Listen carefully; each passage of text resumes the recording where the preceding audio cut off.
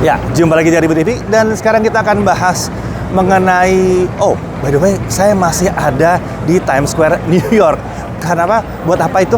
Karena saya lagi ngetes smartphone Samsung yang terbaru. Tapi ini bukan pakai yang itu ya, bukan. Nanti yang dites yang pakai yang foldable itu baru nanti ditesnya di dalam video ini. Yuk kita cek foldable Samsung yang terbaru.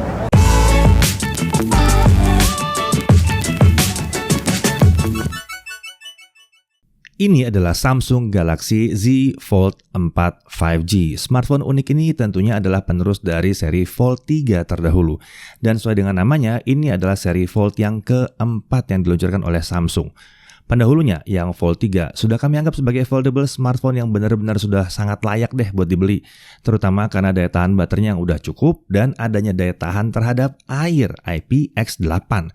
Ya, jadi emang bisa nyemplung atau kecemplung, jangan dicemplungin ya. Bersama dengan Fold 4, Samsung juga meluncurkan penerus dari Flip 3, yaitu Galaxy Z Flip 4 5G. Video previewnya udah ada di channel YouTube Jagat Review, dicek ya. Nah, si Fold 4 ini sekarang sudah hadir dengan peningkatan dari pendahulunya, tapi tanpa peningkatan harga. Ini menarik, karena saat video ini dibuat, krisis ketersediaan chip masih berlangsung, dan kurs USD juga lebih tinggi dibandingkan 2021. Jadi banyak produsen yang terpaksa menjual smartphone edisi 2022 mereka dengan harga lebih tinggi dibanding pendahulunya. Tapi ini Fold 4 masih bisa bertahan harganya. Oke, kalau performa jelas akan meningkat jauh karena penggunaan Snapdragon 8 Plus Gen 1. Tapi peningkatan lainnya gimana? Yuk kita bahas ya. Oh ya, kami nggak akan banyak bahas spesifikasi dasarnya, tapi lebih ke arah perbedaannya terhadap pendahulunya ya. Dan untuk review lengkapnya tentunya nanti akan ada menyusul. Karena ini kita baru mulai pegang-pegang aja ya. Oke, untuk desain, sekilas kita akan sulit membandingkan antara Fold 4 dengan Fold 3. Karena desainnya yang udah mirip banget. Dari setiap sudut, keduanya emang mirip. Fingerprint scanner juga masih ada dan masih di samping juga. Kita bisa melihat bahwa desainnya yang membuat sisi lipatannya itu nggak rapat ya. Itu masih dipertahankan juga. Nggak buruk, anggap aja ini lebih ke arah pilihan desainnya Samsung aja ya. Nah, untuk material, sisi luar itu udah dilapisi dengan Gorilla Glass Victus Plus dan armor aluminium tentunya. Sementara untuk engselnya ini udah teruji nih, bisa dibuka tutup lebih dari 200.000 kali. Pengujian buka tutupnya emang serius banget ini ya. Nah, oke, ada perubahan ukuran dan rasio pada Fold 4. Dalam kondisi tertutup, lebarnya tetap sama 67,1 mm, tapi tingginya berubah jadi lebih pendek 3,1 mm dibandingkan Fold 3. Uniknya, layar bagian luar ini juga melebar 2,7 mm, meski diagonal tetap sama 6,2 inci. Ini membuat kalau kita ngetik di layar luar itu jadi lebih menyenangkan harusnya, jadi nggak perlu terlalu sering-sering buka ya. Tapi nanti kita lihat dalam pengujian lengkapnya gimana jadinya ya. Layar cover ini menggunakan Dynamic AMOLED 2X adaptif 120Hz. Ini nggak ada perubahan. Lalu dia pakai Infinity O display dan resolusinya adalah 2316x1812. Kameranya juga masih belum berubah, di sini masih pakai 10 megapiksel fixed focus f1.8. Nah, saat Fold 4 ini dibuka dengan lipatan yang berdiri ya, lebar fisiknya bertambah nih 2 mm, tapi lebar layarnya bisa bertambah 3 mm, yang artinya nih, kok layar nambahnya lebih jauh, berarti bezelnya jadi lebih tipis. Nah, untuk tingginya tentunya sama dengan yang luar ya, berkurang 3,1 mm. Menurut kami ini ukurannya nggak jauh beda dari sebelumnya sih. Walau begitu ya, Samsung ini tampaknya sukses mengurangi bobotnya sampai 8 gram di bawah Fold 3, membuatnya jadi 263 gram. Salah satu foldable layar besar yang ringan ini sebetulnya ya. Nah, untuk layarnya yang di bagian dalam itu ukurannya juga sama, masih 7,6 inci Dynamic AMOLED 2X. Refresh rate-nya baru tapi adaptif 1-120 Hz. Dan kecerahannya juga naik dari 900 nits ke 1000 nits. Layar ini juga udah mendukung S Pen khusus untuk Fold. Masih nggak bisa pakai S Pen yang lama ya dari Note atau seri S, nggak bisa. Layar ini juga sekarang sudah 45% lebih solid dibandingkan pendahulunya. Tapi ingat ya, yang lebih solid itu layar yang ada di bawah screen protector. Jadi kadang-kadang orang merasa ini enggak kok masih empuk kok, yaitu screen protectornya empuk. Nah, di sini juga ada Flex Mode baru yang udah mendukung banyak aplikasi, dan dalam Flex Mode layar bawah ini sekarang bisa berfungsi sebagai touchpad juga. Dan yang jelas banget sekarang ini ada taskbar baru yang memudahkan switching antar aplikasi dengan cepat. Oh ya, nyaris kelewat nih. Di layar dalam ini ada sebuah kamera selfie, under display camera atau UDC 2.0. 4 megapiksel f1.8. Ini sebenarnya masih sama sih sama pendahulunya ya, tapi kalau dilihat pixel di atas kameranya itu jadi lebih rapat aja. Oke, sekarang mari kita cek kamera utamanya. Ini adalah yang sangat baru di sini. Sederhananya nih ya, Fold 4 menggunakan kamera dari Samsung Galaxy S22 polos. Jadi, ini sudah masuk ke dalam level flagship kamera yang cukup kekinian nih.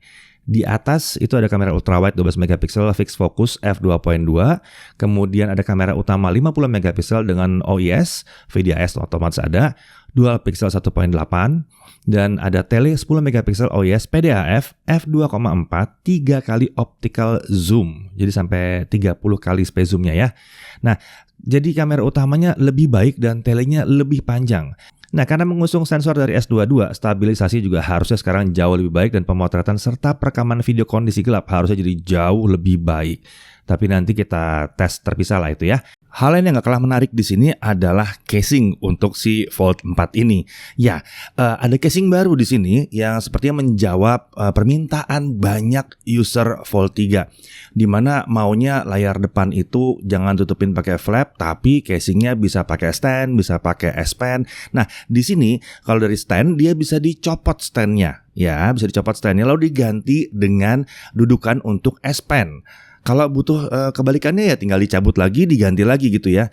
Jadi ini akan jadi solusi buat kalian yang butuh casing spesial untuk si Fold 4 ini. Lanjut ke sisi jeroannya, sama dengan Flip, Fold 4 juga menggunakan Snapdragon 8 Plus Gen 1. Ini berarti performa yang lebih tinggi, konsumsi daya lebih rendah, dan panas yang lebih rendah dibandingkan Fold 3. SoC ini bahkan lebih baik dibandingkan yang digunakan di S22 series. Sekilas ya, kami mencoba Fold 4 yang didisplay dengan charger terpasang dengan Genshin Impact dihidupkan. Ini contoh yang buruk banget. Genshin Impact dihidupin, ditinggalin layar nyala sambil dicas. Contoh yang buruk banget, bisa panas banget. Tapi lucunya ini nggak panas loh. Dan disetting ke highest 60 rasanya mulus lancar ini. Jadi nggak sabar nih mau ngetes dengan serius nih. Ini belum bisa, ini baru coba-coba demo doang nih ya. Oke, lanjut. Untuk RAM, semua tipe Fold 4 akan memiliki RAM 12 GB LPDDR5. Sementara untuk storage-nya ada yang 256 GB, ada yang 512 GB, dan akhirnya sekarang ada versi 1 TB yang sudah tersedia secara online aja nanti ya, gitu ya, online. Untuk warna yang tersedia ada Phantom Black, ada Grey Green, dan ada Beige. Ini warna yang standar, tapi spesial Indonesia itu ada Burgundy yang tersedia secara online untuk versi 256 dan 512. Menarik nih yang Burgundy ya. Untuk konektivitas tentunya ada 5G yang udah tersedia, dan ini ya tentunya 2G, 3G, 4G, 5G bisa semua ya. Untuk Wi-Fi-nya udah Wi-Fi 6E atau 6E, dan UWB udah ada di Fold 4. Nah, Fold 4 ini memiliki 2 slot SIM card, tapi memang dia tidak punya micro SD sama seperti pendahulunya. Hal yang lain juga nggak banyak berubah sih. Fitur DeX tetap ada di sini, baterai tetap 4400 mAh dengan kemampuan charging maksimum di 25 watt. Mungkin supaya awet ya. Wireless charging tetap ada, reverse wireless charging juga tetap ada. Oke, secara umum kami melihat bahwa perbaikan paling signifikan harusnya ada di performa dan kamera. Akan tetapi seharusnya daya tahan baterai juga sedikit membaik ya, karena prosesornya baru nih, lebih irit. Nah, untuk harganya yang 256 GB itu ada di 24.999.000, berarti sama dengan sebelumnya. Lalu yang 512 GB ada di 26.999.000. Nah, sampai sini harganya sama dengan Fold 3 ya, luar biasa nih. Yang lain kan bisa naik harganya, yang ini nggak berubah tapi naikin spek. Luar biasa, keren Samsung. Kemudian ada versi 1 TB yang dijual di harga 30.999.000, tapi ini versi online ya, dan terbatas yang satu ini. Untuk yang melakukan pre-order itu akan dapat Care Plus 1 tahun, e-voucher 1,5 juta. Nah, ini tuh yang bisa dipakai buat beli charger, beli aksesoris, mau beli case, bisa ya. Tapi kalau nggak butuh, ya nggak apa-apa, nggak usah beli charger lagi gitu. Nah, kalau gini sih oke ya sebetulnya. Saya setuju kalau kayak gini ya. Dan kemudian ada juga cicilan sampai dengan 36 bulan, dan ada kemudahan untuk trade-in juga. Masa pre-ordernya ini adalah dari 10 Agustus sampai dengan 1 September 2022. Sementara itu, Samsung juga menunjukkan Galaxy Watch 5 dan Galaxy Watch 5 Pro. Keduanya hadir dengan baterai yang secara signifikan lebih besar dari pendahulunya. Dan keduanya juga sudah menggunakan Sapphire Glass untuk kaca depannya. Ini membuatnya jadi lebih tahan dari goresan ya. Watch 5 akan hadir dalam varian 40 mili dan 44 mili. Sementara Watch 5 Pro yang baterainya sekarang bisa untuk 80 jam atau 3 hari lebih itu hadir dalam ukuran 45 mm. Kemudian Samsung juga meluncurkan Galaxy Buds 2 Pro. Ini adalah TWS pertama Samsung yang menggunakan 24-bit Hi-Fi. ANC-nya dijanjikan akan lebih baik, punya 360 audio. Ukurannya pun 15% lebih kecil dari pendahulunya. Ini membuatnya jadi lebih ringan. Dan TWS ini memanfaatkan SSC Hi-Fi codec yang kalau dipasangkan dengan smartphone Samsung modern akan memberikan kualitas yang serupa dengan codec Bluetooth kelas atas seperti aptX misalnya. Uniknya, kedua tipe wearables ini kalau di pre-order bersama dengan Flip atau Fold 4, pembelinya itu akan dapat diskon ekstra lagi. Oh ya, kalau seandainya terlewatkan Samsung Galaxy Z Flip 4 yang lebih murah, itu juga sudah kami preview di kanal YouTube ini ya. Ya, jadi sampai di sini dulu hasil hands-on kami yang pertama kali terhadap si Samsung Galaxy Z Fold 4 5G. Ya, nanti kita tentunya akan masih ngetes yang lainnya lagi. Bagaimana kalau dalam kondisi gelap, misalnya katanya kan dia punya nightography. Lalu bagaimana performance-nya, itu semua akan kita tes. Review lengkap tentunya akan ada juga, tapi ditunggu aja tanggal mainnya. Oke, kalau gitu sampai di sini dulu. Saya Deddy Irfan, Jagat Review TV.